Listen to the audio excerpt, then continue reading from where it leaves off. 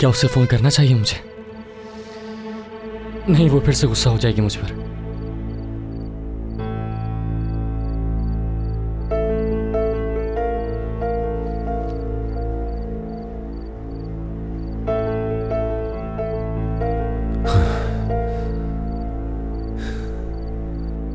ये यहाँ क्या कर रहा है?